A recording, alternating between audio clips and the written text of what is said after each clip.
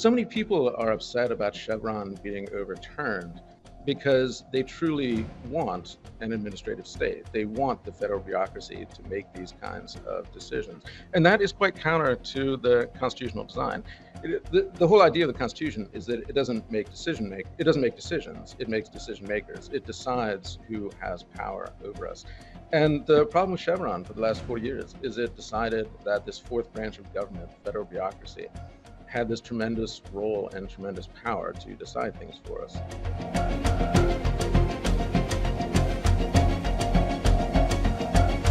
What's really at stake here is a 40-year-old legal doctrine called Chevron deference, which gives federal agencies the authority to make decisions regarding areas in their expertise where Congress has not given explicit or unambiguous direction.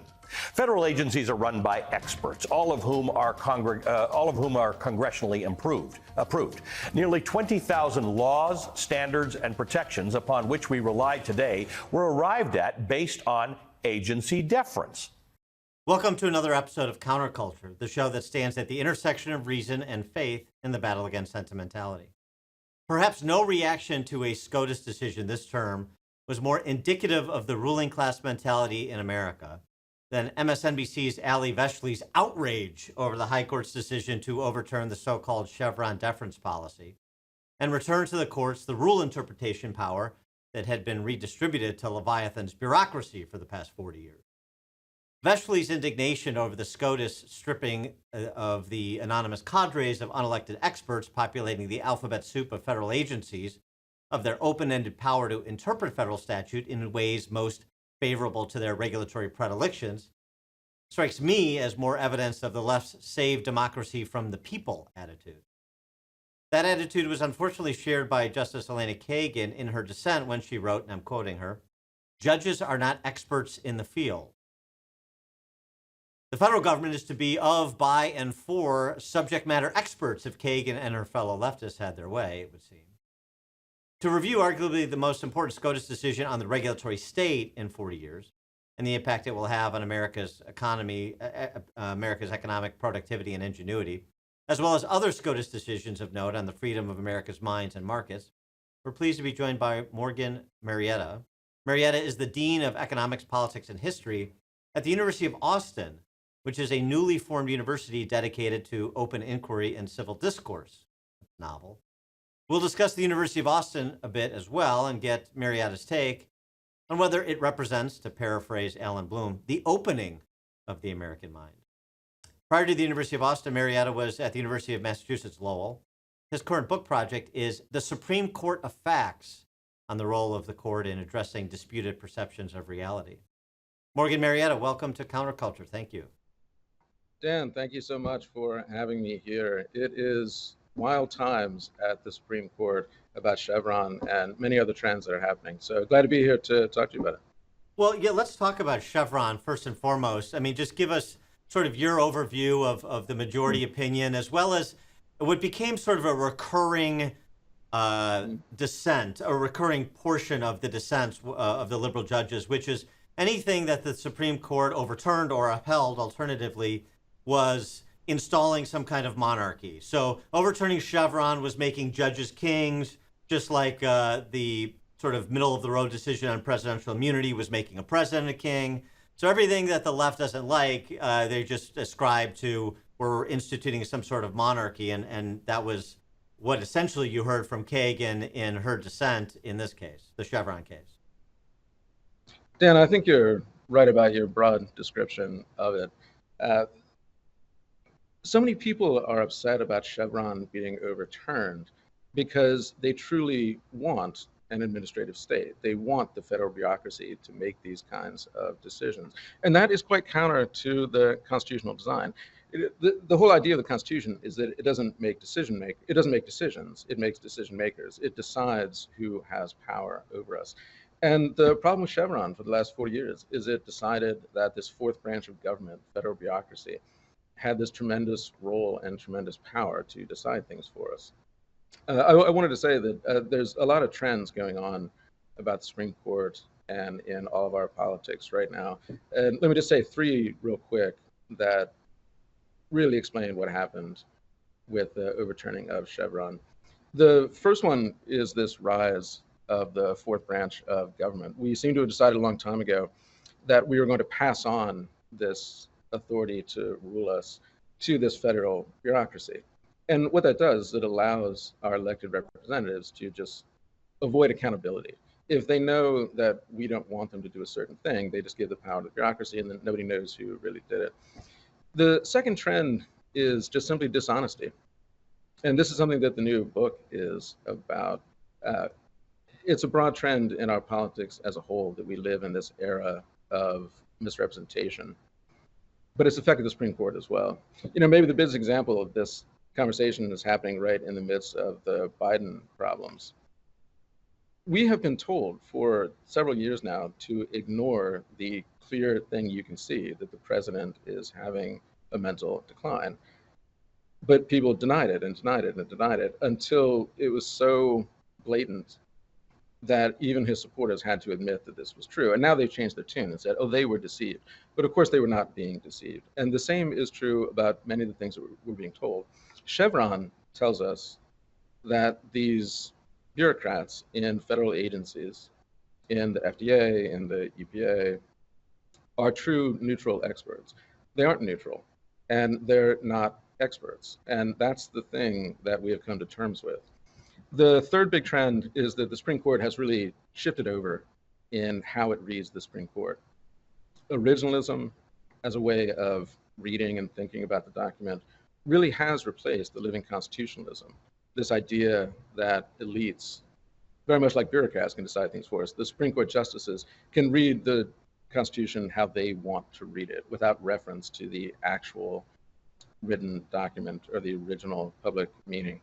And that has changed. And the good thing is, and this is the summary of Chevron, the third trend, the re-rise of originalism, in Chevron is acting against those first two trends. It's acting against the rise of the administrative state and against this pervasive dishonesty. And that's the summary of Chevron. It has tremendously limited this power of the administrative state that has been growing for decades. You know, and I also, too, I just sort of the tone deafness of the dissent. I just focus on the left since we're a divided country, but sort of a basically 2/3 in favor of originalism on the court. I know it shifts sometimes depending on the decision, and it certainly did this term, but generally speaking. But the context of this deference to the deference to the rule of experts, the rule of experts being invoked again. I mean, against the backdrop of COVID, where that was the rule of experts. There were clearly extra constitutional actions that were taken by the federal government, the mandates.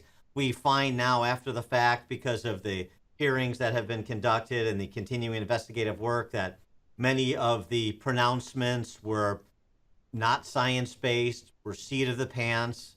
And you have the finger pointing, you know, I just offer advice and counsel if I'm an expert, and I just make decisions based on the experts, the back and forth between the politicians and the regulators. But I mean, just that tone deafness to make an appeal to the rule of experts after the 3 years we experienced at COVID is remarkable to me. And it speaks to, I think, but I get your reaction to it, these echo chambers that we live in, as evidenced by the fact that so many were surprised or feigned surprised by what they saw from Biden on a debate stage. Yeah, it was feigned surprise, and the same with what happened during the pandemic. I actually do think that you're onto something about the role of the pandemic in these changes happening at the Supreme Court. That was what really shifted the trust that people have in these alleged experts. It was really unmasked in a lot of ways when we were told to wear masks, when there was no real evidence of their efficacy. We learned after the fact that alleged experts were just guessing, that they were claiming that they knew that they were correct. And it turned out we learned so much about the failings of experts. It was always true that Chevron was unconstitutional. And this is what Justice Gorsuch is talking about in his concurrence, that it's really about separation of powers. that were meant to be ruled by our elected representatives, not unelected bureaucrats. And if I could just take a step back too to make sure everybody understands what we're talking about. So the Chevron decision, let's understand what it did at first. And my interpretation is it provided a deference to administrative employees of federal agencies when it came to interpreting ambiguous federal statutes, such that if a regulator interpreted it in a reasonable way, then you were to defer to the regulator when it came to enforcement. Yeah, that's exactly right. So you have this federal law. just take this case of Sackett v. EPA, which was an example of the abuse of the Chevron doctrine. The EPA can regulate wetlands, and Congress has said to the EPA, go forth and regulate wetlands. But then there's always this question of what's a wetland? Who gets to define these realities? And the Chevron doctrine from 1984 said that if there's any ambiguity in who gets to decide this and what the decision is, what's a wetland, what falls into these definitions of reality, and it can be any definition of reality. What's a woman in the Title IX cases? What is a dangerous threat in terms of a disease? Do vaccines work? Is this more dangerous than this? How do you make any of the kind of these calls about reality?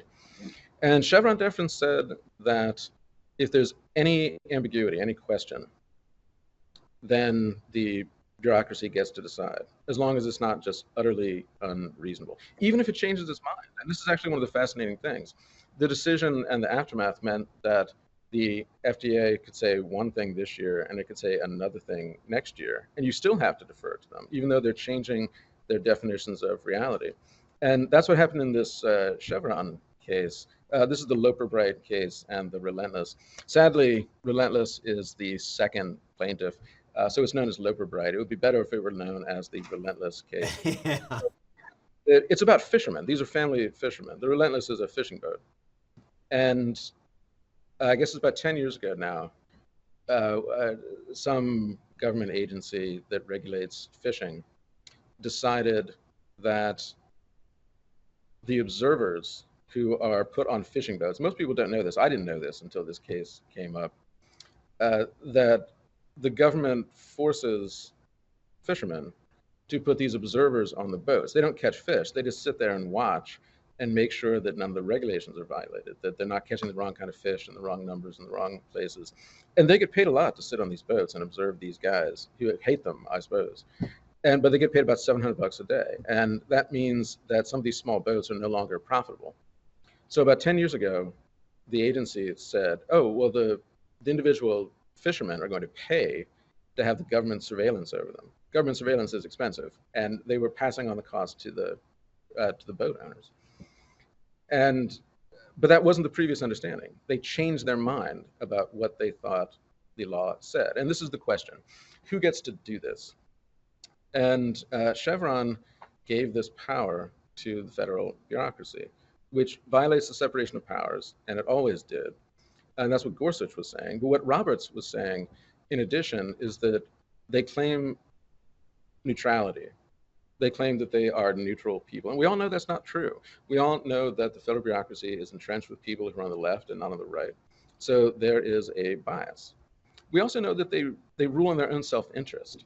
They're ruling in the interest of greater power for the regulatory agency. They're ruling against normal people and in favor of the government. And then what we learned post-pandemic, which had always been true, but we learned it deeply, is that the experts are not quite so expert. But this is what Elena Kagan will not give over on. And this is true of the other liberal justices as well. What they're in agreement on, along with most people on the left in American politics right now, is that the administrative state is deeply important. The way to have liberal policies control us is to do it through the bureaucracy. Because if you can't win in Congress and you can't win in elections, you have to do it through the control of these agencies. And Chevron deference gave them this great power. So now I think this has a lot to do with this open dishonesty. And let me explain what I mean by that. A lot of people claim that Antonin Scalia, the great conservative justice, he actually was in favor of Chevron. He didn't write it. It went in 1984, and he joined the court right after that, I think in 86, 87, 87. But he supported it and wrote in favor of it and upheld decisions endorsing it for quite a long time until he changed his mind. And this is why.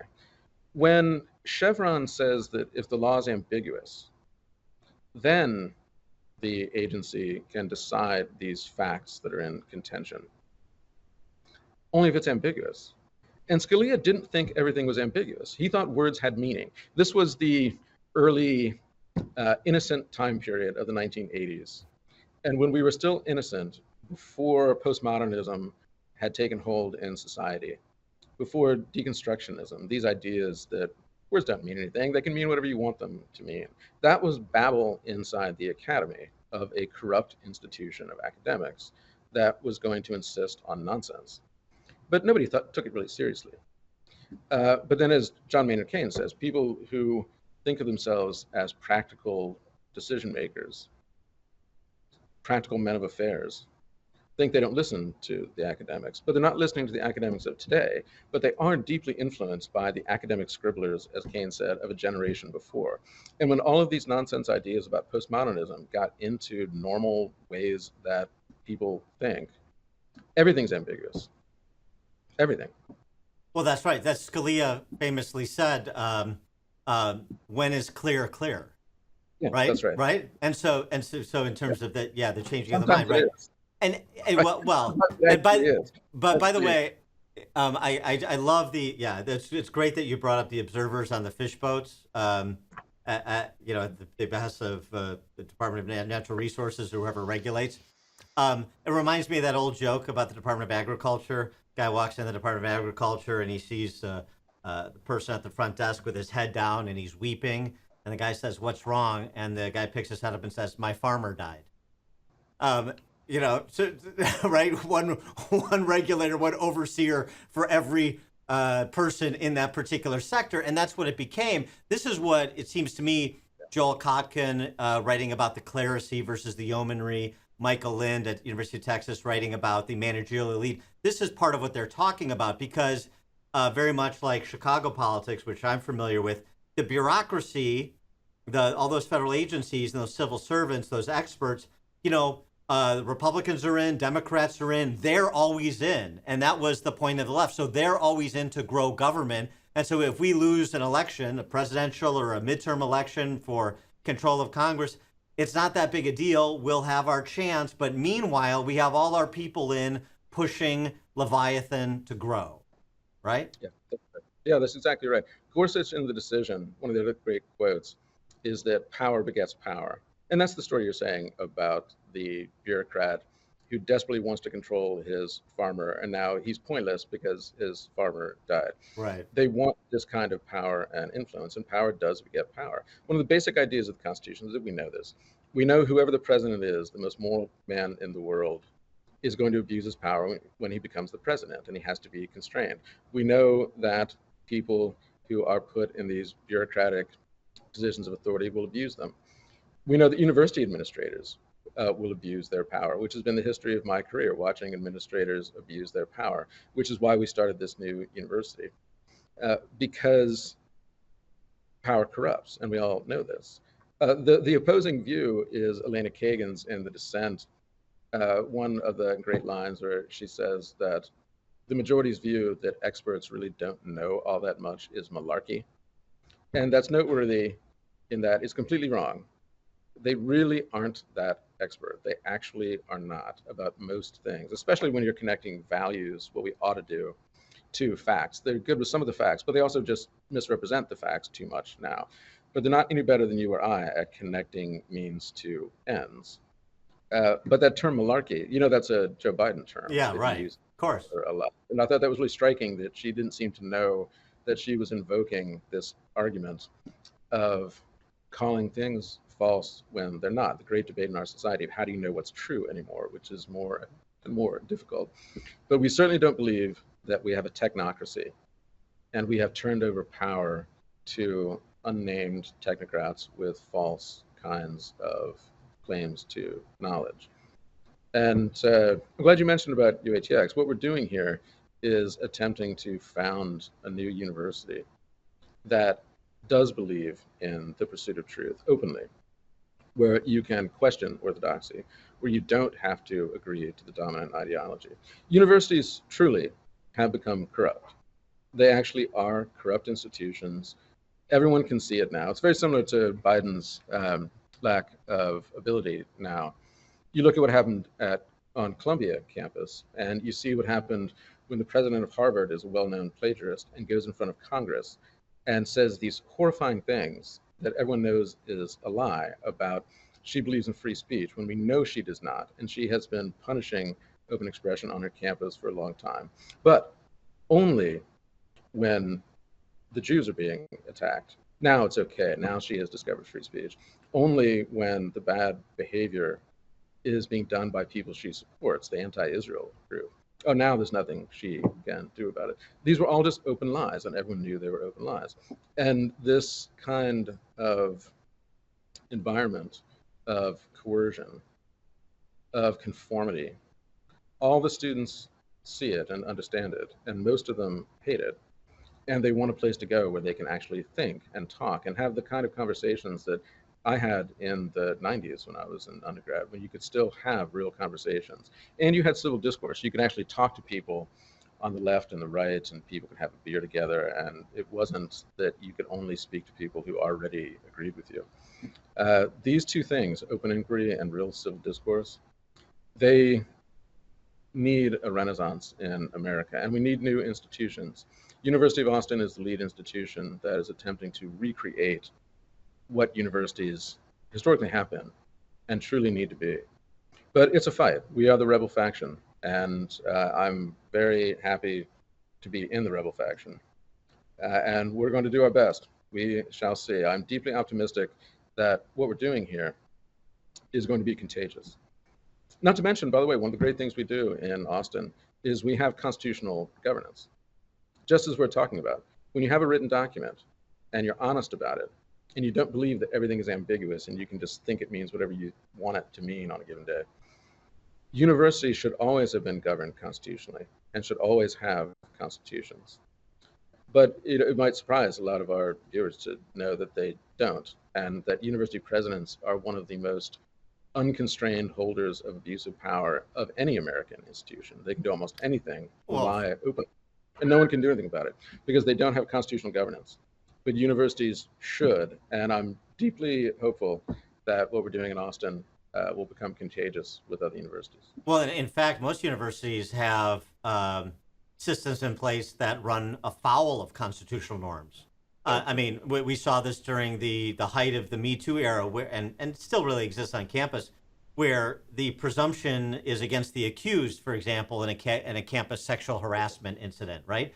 And the whole system is set up to essentially ostracize the accused and make the accused have to prove his innocence, as opposed to, the norms of our justice system, for example. So, I mean, the universities, unsurprisingly, because of who's in charge and who mainly populates them in terms of the zeitgeist on campus, are autocratic in nature, not democratic.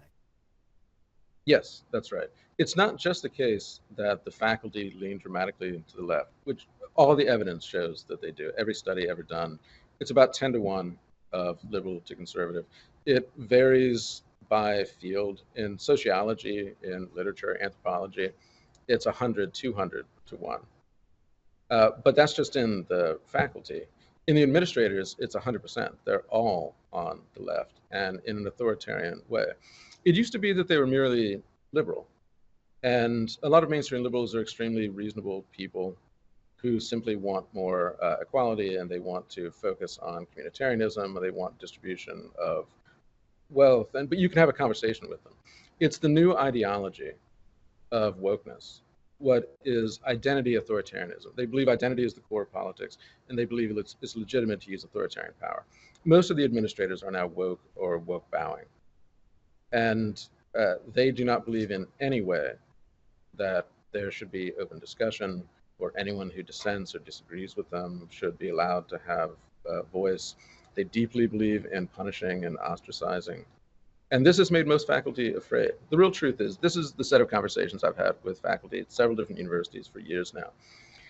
They believe that they have to mouth the woke platitudes. They have to say things about DEI that they don't believe. They have to say things about gender that they do not believe are true. They have to agree, or at least don't say anything in support of Israel. They have to agree that the anti-Israel cause is just. But when you speak to them in private, they'll tell you they don't believe these things. Even people on the mainstream left. They do want higher taxes and more spending, and they do want a more pacifist foreign policy, and they want things that I personally don't agree with. But they're perfectly reasonable and bright people. But they don't believe the woke nonsense. Well, They I mean, think they have to say it. Now, you'd be surprised how many of them are openly lying.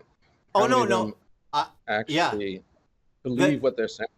Because their forced coercion is deep on American campuses at the current day. It's truly shocking how much misrepresentation and dishonesty there actually is. They're Václav Havel's greengrocer. That's everywhere. I mean, they're right. Because they're cowering in the face of Bolsheviks. I mean, these are, if you put neo-Jacobins, neo-Bolsheviks, but I mean, these are revolutionary people that will use any means necessary to establish equity, just as the Bolsheviks were going to, establish the hegemony of the proletariat. I mean, it's just the latest historical iteration of an old scam. Yes, that's right. Funny you mentioned about the equity. This dodge, again, it's dishonest, of replacing equality and equity, which mean two completely different things, but pretending they mean the same thing, or that if you believe one, you have to believe the other. Equality is what I deeply believe in. You have to treat everyone the same way, regardless of color or religion or background. And people show their own abilities and rise because of them. This is the idea of equality. Equity has a completely different meaning, and it means that you have to be judged by your group. And groups have to have equal outcomes. So you have to be placed in a box of your identity, of whatever the most important identity is at that moment, whether it's race or gender or sexuality or what it might be. And then you are not an individual any longer. You're merely an avatar of that group. And we have to discriminate against overperforming groups because they're claimed to be racist or they're claimed to be oppressive, which is deep nonsense. And then you have to discriminate in favor of individuals who can be categorized, whether they are or not, in underperforming groups. And the real truth is, most Americans think equity is terrible and think equality is good. But on campuses, you are no longer allowed to say that. And most faculty do think equality is good and equity is not. But you are not supposed to say that. And many of our viewers, again, don't know these things unless you're in the institution. But it's extremely common when you have to apply to a job, you have to write a diversity statement, a DEI statement. And you have to claim that you believe in these things or you will not get a job. And another thing, which is just shocking, you have to fake this belief in equity in order to be considered for a job, which is horrifying. It's deeply coercive and wrong. Though many faculty have now come out against it, even some rather famous ones have come out against it now because it's become just so bad. But what we are saying at UATX, and if you're interested in more of this, I encourage you to read. I wrote a piece on this in The American Mind called Why I Joined UATX that explains the dishonesty and the coercion, especially from the DEI office. And at UATX, in our Constitution, we are bound to not even consider gender or race or religion or national origin or ideology or anything. In admissions, we don't know. People ask us questions like, oh, well, how many black students do you have? Or how many women students do you have? Or how many female faculty are you hiring? Or how many LGBT faculty are you hiring? I don't know. I don't care. We don't keep spreadsheets. We judge people as individuals. And I encourage students, if you want to think freely and speak freely in a civilized world, and you want to be judged on your actual accomplishments and not your identity, come to Austin. So a little bit more background on where University of Texas, University of Austin is in terms of its progress. I understand the first freshman class is scheduled for this fall, yeah? Yes, yes. We're starting small, the first 100. Because we have generous donors, all of them are on full scholarships for all 4 years. So you can go to UATX essentially for free. And next year, we'll be bringing in at least that number again. We're also hiring more faculty next year. And you would be shocked at the demand because faculty are so tired of living in the coercive world. And what we want to establish is that we speak our minds here. And I hope that courage is contagious, that faculty realize that, oh, well, they're speaking up, so can we.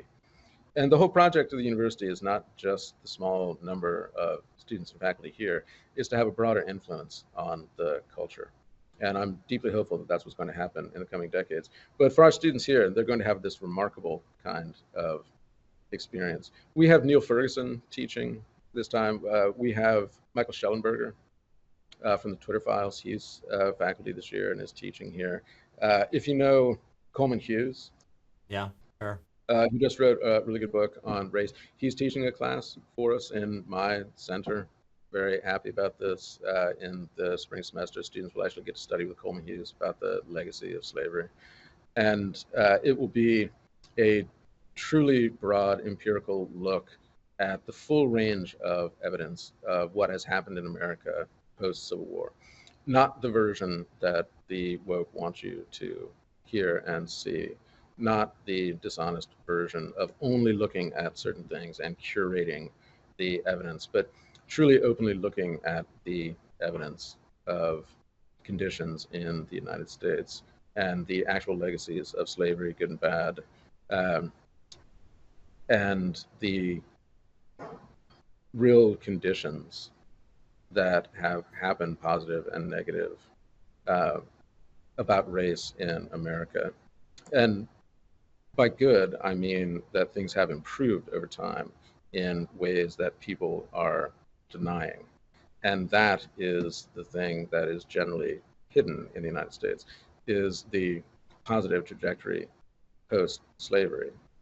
And when you look at it in this open historical way and let people discuss it, that is what real education is about, not the spoon-fed version of not being able to look at certain data or ask certain questions.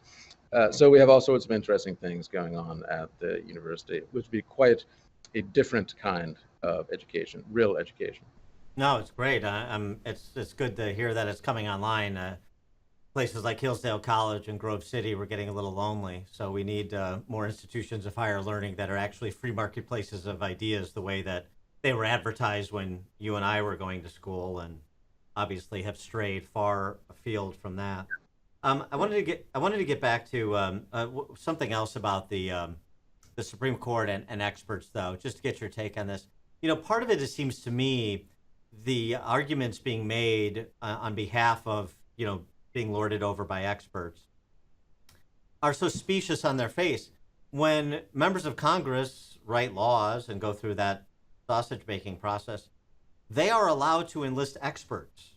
When a president makes a decision on corporate tax policy, he's allowed to talk to somebody at Ernst & Young or somebody in an M&A department at a big law firm.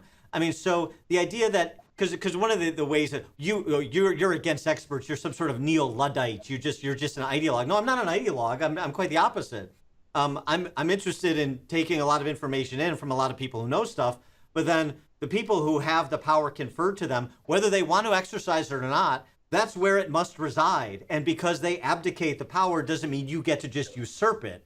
And it seems to me that's a very straightforward argument that isn't made often enough by conservatives. Yeah, expertise does not just reside in these agencies. It doesn't just reside in universities, where they both have this problem of conformity and coercion and a monochrome ideology. There's a tremendous amount of expertise in Congress, especially in these long-term committees. Congressmen serve for a long period of time. They have these staffs. They can do these hearings. They have the subpoena power to bring in all sorts of experts and do so. And that's actually the way that the system was designed, for them to take this kind of responsibility. The real problem with the Chevron doctrine and assuming that expertise only resided in agencies is that it gave legislators the ability to dodge accountability. If they do use the wrong experts or put in the wrong kind of law, they're supposed to then fix it when the public notices that they have messed things up. This is the way the system is designed. But if they actually know, well, we can just write an intentionally ambiguous law, send it to an agency. The Supreme Court will say they have the power to decide this, and it wasn't us. So the public doesn't know whom they should blame. And this is the whole problem with the system when you think all of the experts are in the agencies, and that's not true at all. Well, they don't know who to blame. They also don't even know what the law is because it's adjudicated so arbitrarily. That's right. Yeah, and they can change their mind over time. These agencies can shift. And there's an argument that this is okay because the agencies are under the political branch of the executive, and when the executive changes, the agencies can change. That is somewhat true, slightly true, about some things. But the real truth is most of those bureaucrats are long-term and can't be changed. And the administrative state has its power of its own that is entrenched, a lot of which cannot shift over when there's a new administration. Well, so it's politically controlled. Right, and this is what the Biden administration has been attempting to do over the, what could be the last few months of its tenure, is get more federal employees under civil service protection to protect them from Trump making personnel changes. Yeah. Right? Yeah, no, that's exactly right. Yeah. So a lot of progress was made in terms of taking the administrative state back to constitutional rule this term. The other decision was jarcossy, and that one is about the constitutional revival of the Seventh Amendment, about the importance of juries for civil cases. And that one is about a guy who was accused of securities fraud. And the SEC had a choice. They could bring federal charges against him and put him into a criminal court for violation of federal law. Or they could do an administrative procedure in-house and fine him with an administrative law judge, their own judges, where you don't get the same kind of protections about evidence, you don't get a jury. And this is a shockingly normal process, that massive civil fines are brought against people in this process. And it's been blinked at for a long time, because it may shock a lot of our listeners to know that different parts of the Constitution are routinely ignored if you don't look at it in an originalist way. And if you look at the 4th, 5th, 6th, 7th, 8th Amendments, it's very clear that this bulk of the Bill of Rights, we think of the first about freedom of thought and expression, core rights, second about guns, third about quartering that we forget about, and then you go into 4 through 8. 4 through 8 are about prosecution. The basic intuition of the Bill of Rights is this is how the government will screw you. People they don't like, they falsely accuse of crimes, exactly what we see in the United States going on right now. And the 4th, 5th, 6th, 7th, 8th go in this sequence of how a criminal prosecution is done. First, there's the investigation phase. That's the 4th. They'll start looking at your emails and they'll search things, and there's limits. Then the 5th is about indictments and whether you need an attorney or you have access to due process. And then the 6th is about the trial itself, where you have jury rights. But see, if you skip the 7 and go to the 8th, then that's about the punishment phase. You see, it goes in this sequence. And everybody always wonders, well, what's 7 doing there? 7, about civil juries, is pausing to say, oh, it's not just criminal trials that they screw you on. It's the civil trials also. If a bunch of wealthy people of influence and government power don't like you, they can bring these civil charges against you and bankrupt you rather than throwing you in jail. So you get a jury then too. And that's the logic of 4, 5, 6, 7, 8, which is very rarely discussed and taught in the United States. But 7 is meant to provide this jury protection, and juries are incredibly important constitutional protections. It means that if ordinary folk in your district don't agree it's a crime, it ain't a crime. And the idea that you can be pulled into an administrative law court at the SEC with no jury on the exact same charge that they could have brought into a federal court where you did have a jury is complete nonsense and always has been. And the court finally said that the Seventh Amendment is real. I'm really quite thrilled about it. And when you put these two together, the overturning of Chevron in Relentless, or Loper Bright, but it's more fun to say Relentless, the overturning of Chevron in Relentless, and the revitalization of the Seventh Amendment in Jarkissi. These are really, really important limits on the administrative state. Though, it should be said that there were about 6 cases on the administrative state this year. Only 4 of them went the right way. 2 of them didn't go the right way. It's not that it's been uniform, but it has been a tremendous year of the long-term reining in of the abuses of the administrative state. And people think this year was all about the Trump cases and maybe the gun case, and there's some free speech cases that are very important. But the big story of the year and the long-term influence of this year is the reining in of the abusive power of the administrative state. And just to the point, too, because I know when I talked about this on my radio program, some people were saying, well, it still doesn't mean Congress is going to act to rein in these regulatory agencies or to provide more clarity with their rulemaking. And I said, well, yeah, but private actors can act. And yeah, not everybody's in a position to take on the federal government, but some of the bigger players are. And now they know that they don't have to defer to the regulatory agency. They do have the resources to challenge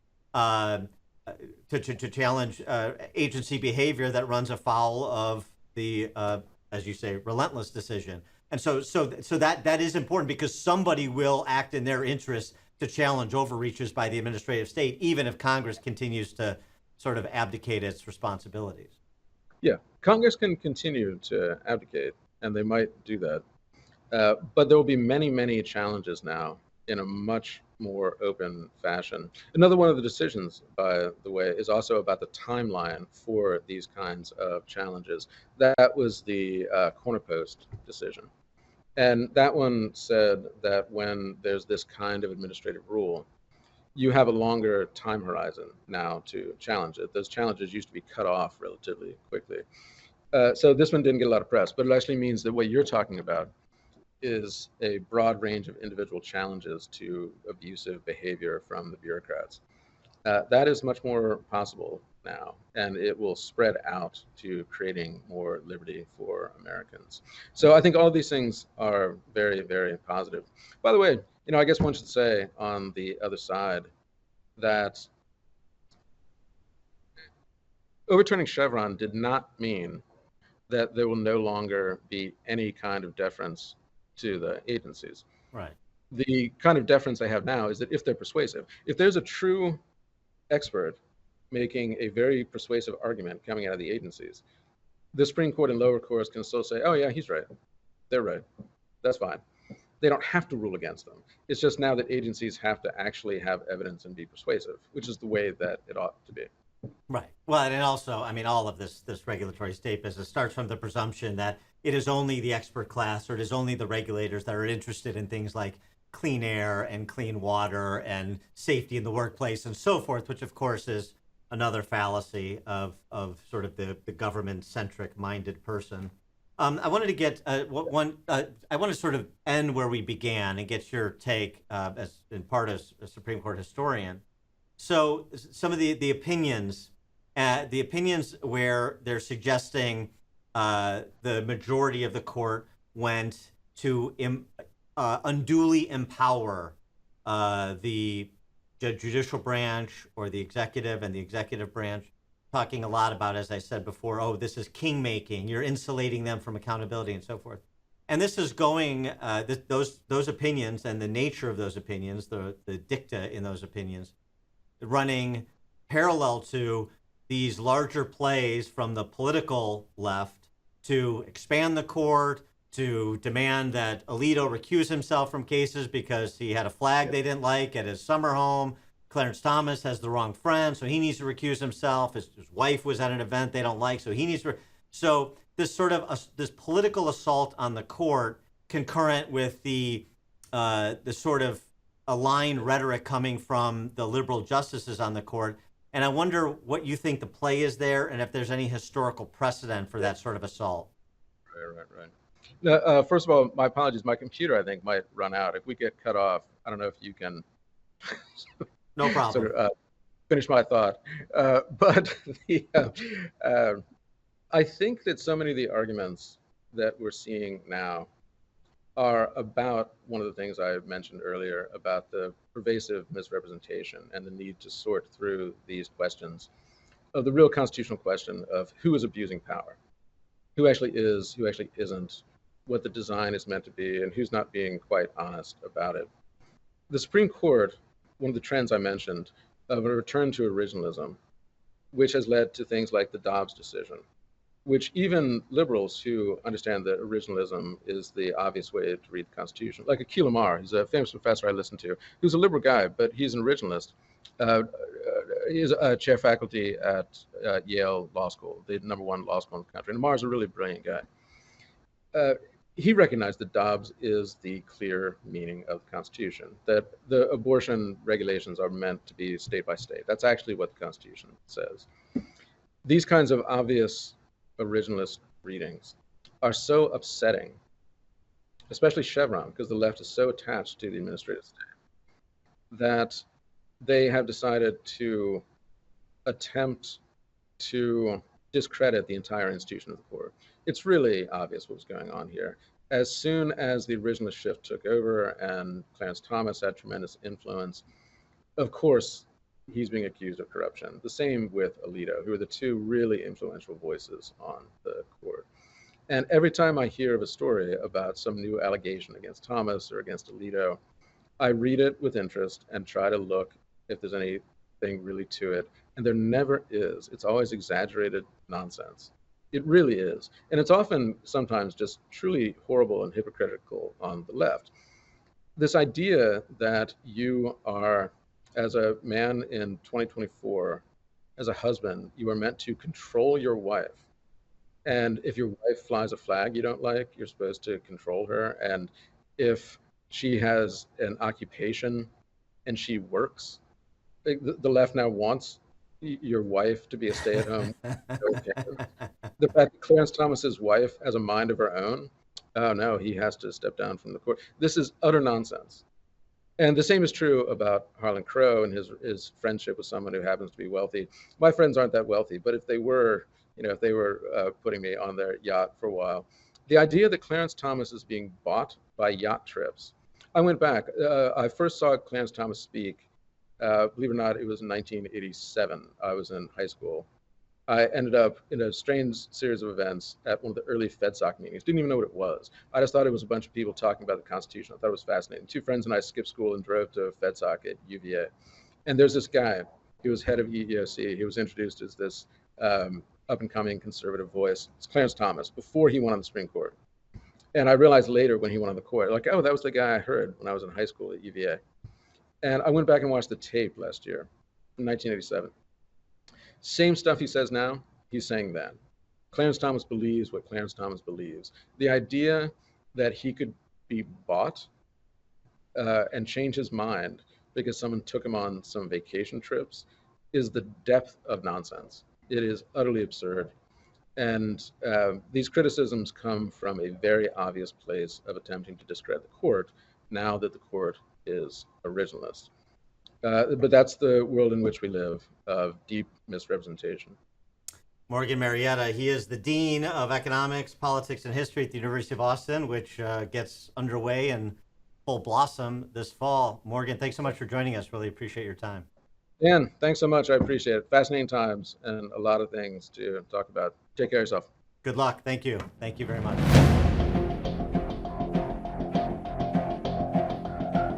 Please like this video and subscribe to this channel if you haven't already. And please leave a comment in the comment section. We'd love to hear your thoughts.